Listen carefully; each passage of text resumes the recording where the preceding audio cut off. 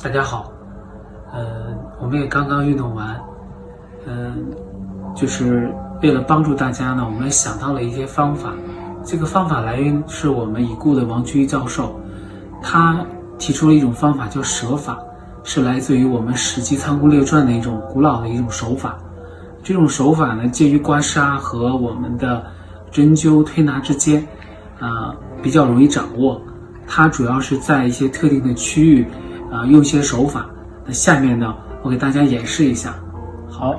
那我们先看一看啊，在我们治疗之前，先了解一下大概的经络的循行。我们跟我们肺呢，跟我们咳嗽啊这些症状密切相关的经脉呢，就是我们的手太阴肺经。它循行呢，就是从我们的脾胃这个位置出来之后啊，在我们胸部上部呢走行，还有一部分就到我们的咽喉去了，还有一部分呢分出来啊，就横着出来之后到我们的肩臂的内侧的外侧啊，就大家可以看画这条经脉这个走行的区域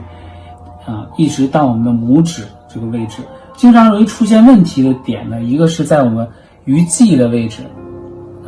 经常会出现发红一摸就会有疼痛灼热感。还有就是在我们手肘部往下的地方肿胀有明显的压痛的地方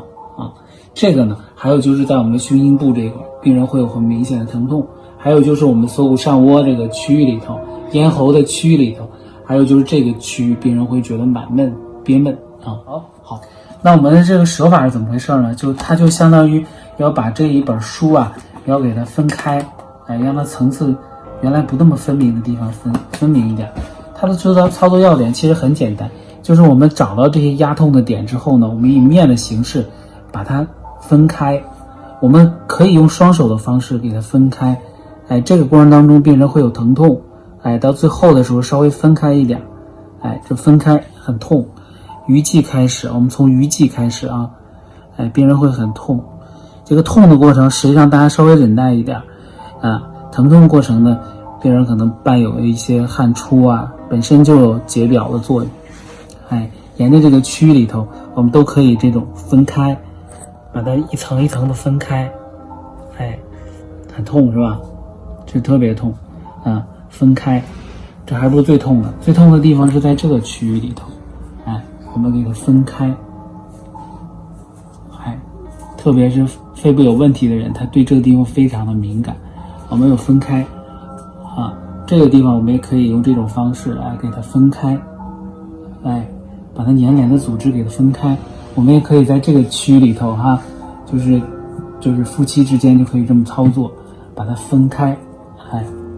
这就是我们一个非常简单的方法。然后你这么操作的过程当中呢，操作的者呢也非常的简单被操作的者呢他的刺激量也够。这样的话呢，比刮痧呢对人体的影响呢可能稍微小一点。还有呢王居王老的还有一个特效穴，实际上是左侧的通天穴，是用止咳的药穴。这个通天穴在哪儿呢？大家不好找的时候，我们有一个方式我们就大概在眼珠正视前方这个点的内侧一点点，沿着这个头皮往上去找到一个特别明显的痛点，搓的在头皮上搓一搓，找到一个明显的痛点。这痛吗？疼死了这个就叫止咳的一个效穴对小便不利腰痛都有帮助。这个叫通天穴，还有宣肺止咳的作用。是按完特舒服。好，你转过来。还有一些人呢，他可能会有略微的发热大家都看到了，他这已经被我捏的有点紫了。方法非常简单，我们两个食指中指把它往中间去捏，就人体最高的点我们大椎穴就在人体最高的点，后背正中最高的点我们四指捏住它，往中间去捏，很快这个就会出痧。这也有清热生阳解表的作用效果也是非常好的。好了，那我们再做一遍。做的方法是这一侧的时候，我们记住有要点之后，就是一定要用到两个手，非常简单，往外去推，就相当于把这个书打开的感觉，分开，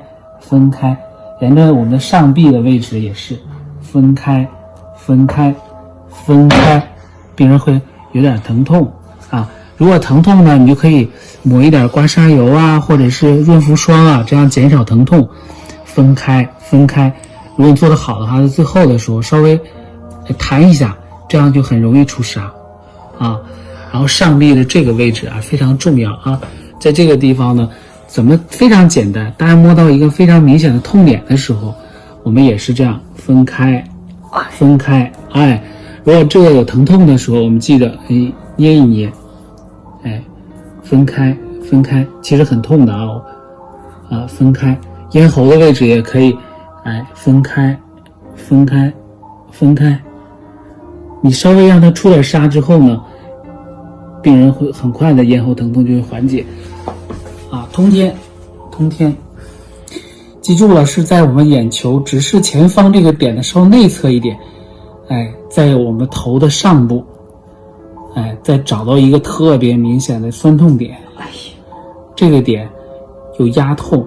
我们揉一揉，我们搓一搓，揉一揉，特别左侧这个通天穴又叫止咳穴，这个止咳效果还是非常不错的。然后呢，如果病人有轻度的发热呢，我们找到我们后项部最高点，我们四指做一个捏花状，往中间去捏，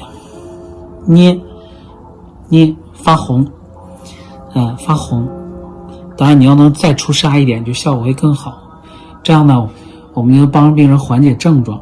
这也是我们中医的一种推拿，或者是一种我们王居易老师呢叫舍法临床治疗一些咳嗽、胸闷甚至发热。当然了，最好用药物的刺血的方法效果好，但实际上这个疗法效果也非常好。